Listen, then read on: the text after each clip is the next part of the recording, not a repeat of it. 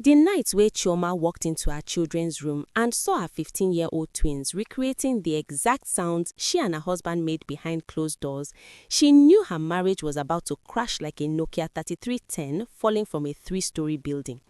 What she didn't know was that this was only the beginning of a family secret so dark it would shake their entire street in Lekki Phase 1. Let me take you back to where it all started. Chioma was the kind of woman that made both men and women turn their heads twice. Not because she tried, but because God said, "Let me cook something special today." Her skin, melanin so smooth and rich it looked like she bathed in shea butter mixed with prayers.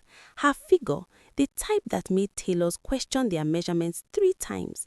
Curves that moved like Nigerian jollof rice on a party plate. Perfectly balanced, dangerously satisfying.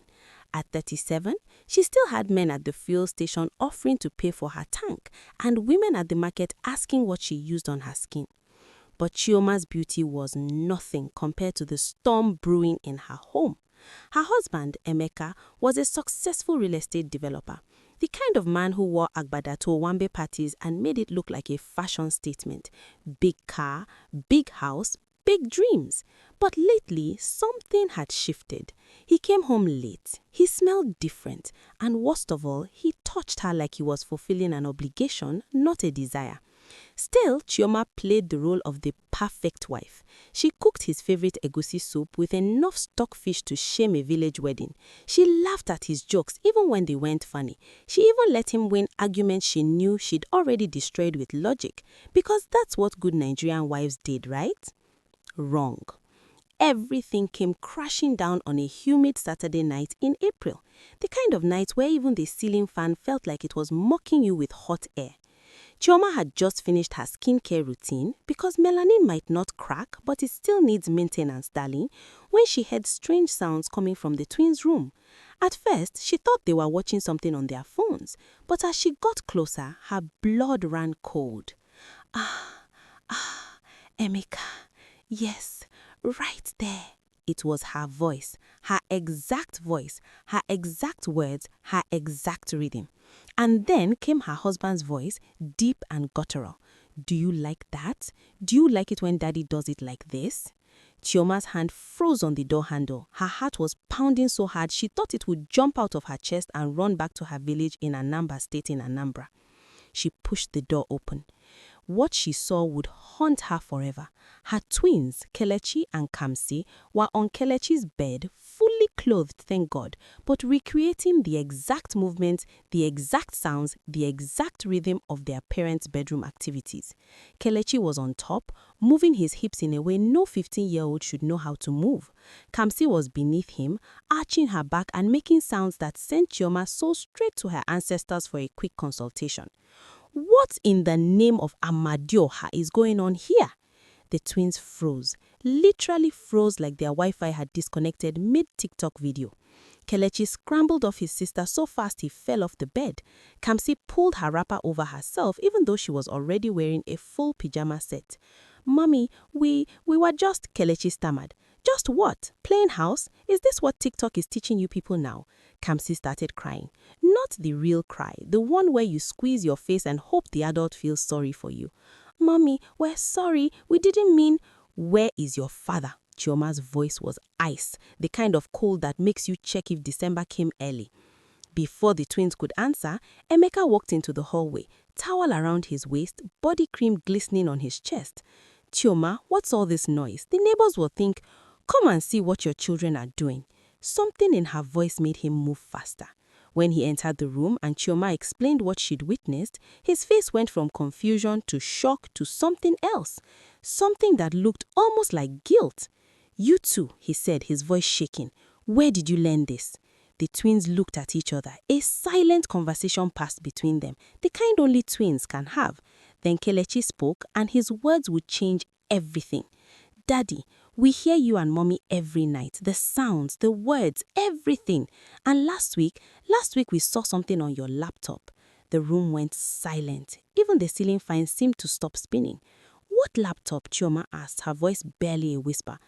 "Daddy's laptop. It was open in the study. We were looking for the Wi-Fi password because ours wasn't working, and we saw We saw videos of you and mommy, but also other videos with another woman.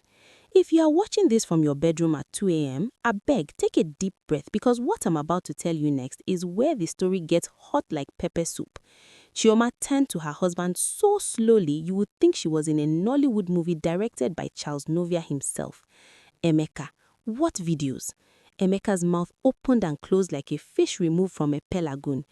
Baby, I can explain. Explain what? That you're recording us? That there's another woman? That our children have been traumatized by your foolishness? It's not what you think. Then what is it? The neighbors definitely heard that one. In fact, the neighbors 3 streets away probably heard it. Emeka sat on the bed, his head in his hands. Remember when we went for that couple's retreat in Dubai last year? The one pastor said would strengthen our bond? Chioma nodded, her arms crossed over her chest like armor. One of the other couples there, they introduced us to something. They said it would spice up our marriage, keep things exciting. They said recording ourselves and watching it back would reignite the passion. And the other woman, silence. Emeka, I said the other woman. She was a mistake, a one-time thing. I was drunk at a conference in Abuja. She meant nothing. I swear on my mother's grave. Don't you dare bring your mother into this. Your mother loved me more than she loved you. The twins had quietly moved to the corner of the room, watching their parents' marriage implode like a failed Netflix series. But here's where the story takes a turn nobody saw coming. Not even me, and I'm the one telling it. Chioma didn't cry. She didn't scream anymore. She even didn't throw anything at him, which is usually the Nigerian wife's opening move in martial combat. Instead, she laughed. A low, dangerous laugh that made Emeka's towel almost fall from pure fear. You know what's funny, she said, her voice eerily calm. I've been keeping a secret too. Now, before I continue, let me ask you something. Where are you watching this from? Lagos, Abuja, London, Atlanta, Toronto?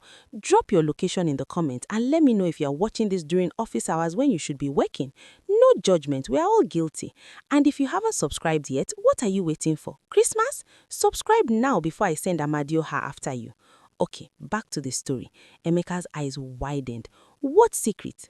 Chioma walked to her wardrobe, pulled out a small envelope and threw it at Emeka's chest. Open it. With shaking hands, Emeka opened the envelope. Inside were photographs, bank statements, hotel receipts, and a DNA test result. His face went from brown to gray to something close to green. Chioma, what is this? That, she said, pointing at the DNA result, is proof that Kelechi is not your son. The room exploded. What? Emeka jumped up so fast his towel actually fell this time. The twins screamed and covered their eyes.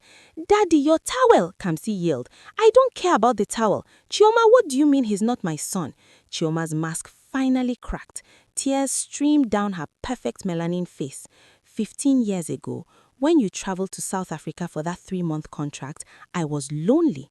I was pregnant with the twins, or so we thought. But you left me alone, scared, and your best friend, Chidi, he was there. Chidi? Emeka's voice was a broken whisper. My friend Chidi, the one who's my children's godfather, that Chidi? It happened twice, just twice, and I got pregnant. The doctor said I was having twins, but they couldn't tell me. They couldn't tell me that Kelechi was from a different father until they were born, and I saw how different he looked from Kamsi. This was too much. Even for a dramatic African story, this was too much. Kelechi stood up from the corner, his young face aged by the weight of what he was hearing. So, Uncle Chidi is my real father? Baby, Chioma reached for him, but he stepped back. Don't touch me. Don't. I can't. I need to go. He ran out of the room. Kamsi ran after him crying. And Emeka and Chioma were left in the wreckage of their family, surrounded by secrets, lies, and the ghosts of 15 years of deception. But wait. It gets worse. Emeka picked up his phone and made a call. At 11 p.m. to Chidi. Hello, Chidi's voice was groggy. Emeka, you know what time it is? Did you sleep with my wife? Long pause. Emeka, where is this coming from? Answer the question. Did you sleep with Chioma? Another pause, longer this time, and then, yes. Chioma gasped. She had expected denial, defense, not confirmation. But Chidi continued, his voice now alert.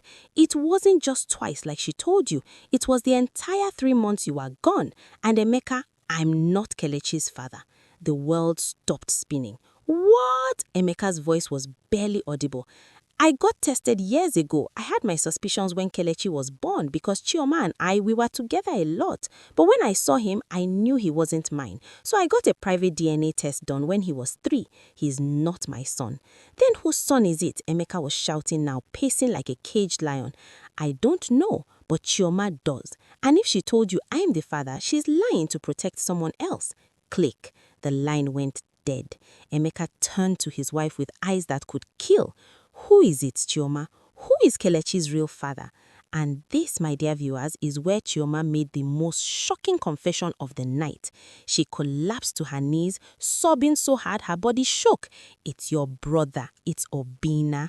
I need you to pause for a moment. Take that in. Your husband's brother. The ultimate betrayal in African culture. Also, quick question. Team Chioma or Team Emeka? Drop your answer in the comments. Let's fight respectfully. 3 days passed. Emeka stayed at a hotel. Chioma stayed in the house, barely eating, barely sleeping. The twins went to school but couldn't concentrate. Their teachers noticed, their friends noticed, but nobody asked questions because in Nigerian culture, we mind our business until we don't. On the 4th day, Emeka came back home, but he wasn't alone. He brought Obina. Chioma's blood froze when she saw them walk through the door together. Obina looked different, older, guilty. We need to talk, Emeka said. All of us. They sat in the living room. Emeka, Chioma, Obina, and the twins. The air was thick enough to cut with a knife. Emeka spoke first. Obina has something to say. Obina cleared his throat. Chioma, when it happened between us, I was wrong. I knew it was wrong, but I was young, stupid, and I convinced myself that Emeka had abandoned you. I thought I was comforting you. Comfort? Chioma's voice was ice. Is that what you are calling it? I'm not making excuses. What I did was unforgivable. But Chioma, I need to know. Is Kelechi really my son? Kelechi stood up, his voice stronger than anyone expected. Does it even matter? My whole life is a lie. Whether you are my father or Uncle Chidi or some random man from the street, what difference does it make? I'm still the product of betrayal. Out of the mouths of babes, Abi? Kamsi took her brother's hand. We are twins. I don't care what DNA says. We came into this world together and we'll face whatever comes together. Chioma broke down again. I'm so sorry. I'm so sorry. I destroyed this family. I destroyed everything. But then Emeka did something unexpected. He stood up, walked over to his wife, and pulled her into his arms. We all destroyed it, he said quietly. I abandoned you emotionally even when I was physically present. I recorded us without asking how you truly felt about it. I cheated. I prioritized my career over my family. We are all guilty here. Obina nodded. I'll take a DNA test. We'll know for sure. But Emeka, even if Kelechi is my biological son, he's your boy. You raised him. You taught him to ride a bike. You stayed up with him when he was sick. Biology doesn't erase 15 years. And just like that, in a living room in Lekki Phase 1, a broken family started to pick up the pieces. The DNA test came back 2 weeks later. Kelechi was indeed Obina's biological son. But something beautiful happened. Emeka didn't reject him. Instead, he sat Kelechi down and said, You are my son. I don't care what any paper says. You are my son. Kelechi cried, the kind of cry that releases years of fear and uncertainty. Chioma and Emeka went to marriage counseling. Real counseling, not the type where the pastor just tells the wife to submit and pray harder. They dealt with their issues. They rebuilt trust brick by painful brick. They learned to communicate without assuming. They deleted all the videos. They set boundaries. Obina moved to Abuja, not running away, but giving the family space to heal. He promised to be in Kelechi's life, but as Uncle Obina, not as a replacement father.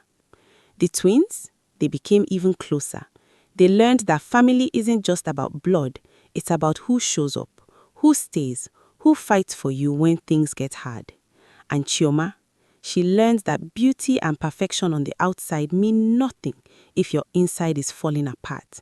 She learned to forgive herself, to accept that she made terrible mistakes, but that mistakes don't have to define her forever. 6 months later, the family gathered for Kamsi's 16th birthday. There was jollof rice, fried rice, moi moi, asun, and enough small chops to feed the entire estate. Emeka made a toast to family. Not perfect, not always easy, but ours and worth fighting for. They clinked glasses, the adults with champagne, the twins with Chapman, and for the first time in months, they laughed. Real laughter, the kind that comes from the soul. But here's the final twist. As they were cutting the cake, Chioma's phone buzzed, a message from an unknown number. She opened it and her face went pale. "What is it?" Emeka asked, concerned. She showed him the screen. It was a photo of their house, taken from outside, with a message, "I know everything, and I'm coming home. Your sister, Adiaze." Chioma hadn't seen her sister 17 years, not since she ran away after stealing money from her mother and disappearing without a trace. And now she was back, after everything they'd just been through? Emeka squeezed Chioma's hand. "Whatever comes next, we face it together." And they did, because that's what family does. Not the fake perfect family you see on Instagram, but the real, messy, complicated, beautiful, frustrating, forgiving kind of family that exists in the real world. The kind of family that knows how to say, "I'm sorry." The kind that knows how to say, "I forgive you." The kind that knows that love isn't just a feeling, it's a choice you make every single day, even when it's hard, especially when it's hard. As the party continued and the twins playfully argued over the last piece of cake, Chioma looked around her imperfect, scarred but still standing family and thought, "We survived. We are still here. And that's enough." Because in the end, isn't that what we all want? Not perfection, just enough.